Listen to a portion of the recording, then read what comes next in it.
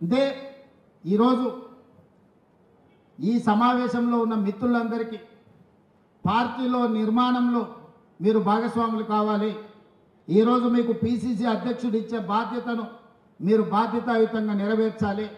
మీరిప్పుడు vice president general secretary అయిపోయినాం కాబట్టి మా రాజకీయ జీవితం నల్లేరు మీద నడక అనుకుంటే మీ అపాయింట్మెంట్ 3 ఇయర్సే, గవర్నమెంట్ ఇంకా 4 సంవత్సరాలు ఉంటుంది. దాదాపు 3.5 సంవత్సరాలు, 6 నెలలు ఎట్లాగూ 2029లో ఎన్నికలు వస్తాయంటున్నారు కాబట్టి ఇంకా 4 ఏళ్ళు ప్రభుత్వం ఉంటుంది. సరిగ్గా ఎన్నికల ముందు పనిచేయని వాళ్ళను తప్పకుండా పిసిసి అధ్యక్షుడు బాధ్యతల నుంచి తప్పిస్తాడని నేను సంపూర్ణంగా విశ్వసిస్తున్నా.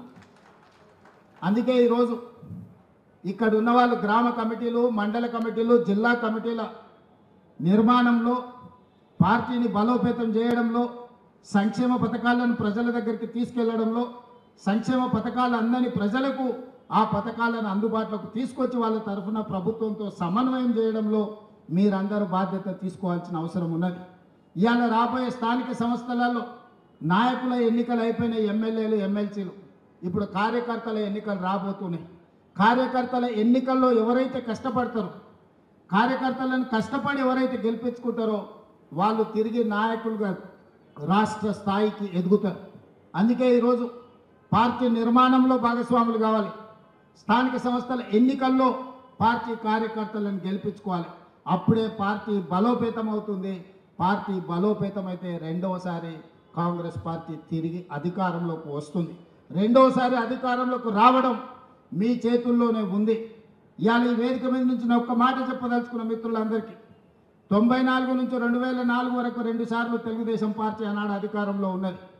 2004 నుంచి 2014 వరకు ఆనాడు కాంగ్రెస్ పార్టీ 2 సార్లు అధికారంలో ఉన్నది. 2014 నుంచి 2023 వరకు టీఆర్ఎస్ 2 సార్లు అధికారంలో ఉన్నది. 2023 నుంచి 2033 వరకు 10 సంవత్సరాలు కాంగ్రెస్ పార్టీ తప్పకుండా అధికారంలో ఉంటుంది. ఈరోజు ఎవరెవరైతే పార్టీ కోసం పనిచేస్తారో ఈ 10 సంవత్సరాలలో మిమ్మల్ని కాపాడుకున్న బాధ్యత పార్టీ తీసుకుంటుంది.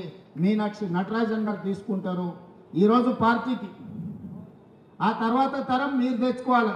నేను 10 ఏళ్ళ అధికారాన్ని నడిపించే వరకు నేను బాధ్యత తీసుకుంటా. ఆ తర్వాత అధికారంలోకి తీసుకొచ్చి నడిపించాల్సిన బాధ్యత మీరందరూ తీసుకోవాలి. ఈరోజు మిత్రులారా, పార్టీ నిర్మాణంలో కీలక భాగస్వామ్యం తీసుకోండి. పార్టీని నిర్మించడంలో ముందు ఉండండి. ఇవాళ కాంగ్రెస్ పార్టీ జాతీయ స్థాయిలో సంక్షేమ పథకాలు కావచ్చు, ఆడబిడ్డలకు ఉచిత ప్రయాణం కావచ్చు, లేకపోతే ఆడబిడ్డలకు రుణమాఫీ 0% వడ్డీ కావచ్చు, ఈరోజు నిరుద్యోగ యువకులకు సంబంధించి దేశంలోనే మొదటి సంవత్సరంలో 60,000 ప్రభుత్వ ఉద్యోగాలు ఇచ్చిన రాష్ట్రం ఏదైనా ఉంది అని అంటే అది తెలంగాణ రాష్ట్రం. మన కాంగ్రెస్ పార్టీ అధికారంలోకి వచ్చిన తర్వాతనే సాధ్యమైంది.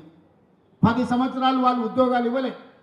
ఆనాడు నోటిఫికేషన్లు ఇస్తే పరీక్షలు లేవు, పరీక్షలు పెట్టే ప్రశ్న పత్రాలు జిరాక్స్ సెంటర్లలో పల్లి బఠానీలు అమ్ముకునే పరిస్థితి. పబ్లిక్ సర్వీస్ కమిషన్ అంటే అదొక దళారుల అడ్డగా మార్చింది. కానీ మనం వచ్చిన తర్వాత వీటన్నిటిని ప్రక్షాళన చేసి 60,000 ప్రభుత్వ ఉద్యోగాలు ఇవ్వడం జరిగింది. అదేవిధంగా విద్యకు సంబంధించి టీచర్ల బదిలీలు 10 ఏళ్ళు చేయలే, 16 సంవత్సరాలు ప్రమోషన్లు ఇవ్వలే.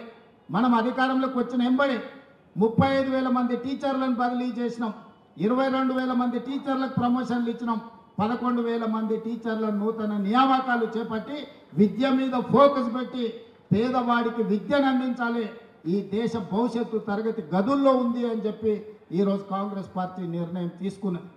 సంక్షేమానికి సంబంధించి కూడా కాస్మెటిక్ ఛార్జెస్ మనం వచ్చిన తర్వాత 200% పెంచిన విద్యార్థులకు, డైట్ ఛార్జెస్ 40% పెంచినాం. రైతు రుణమాఫీ గురించి, రైతు భరోసా గురించి భట్టి గారు చెప్పిండ్రు.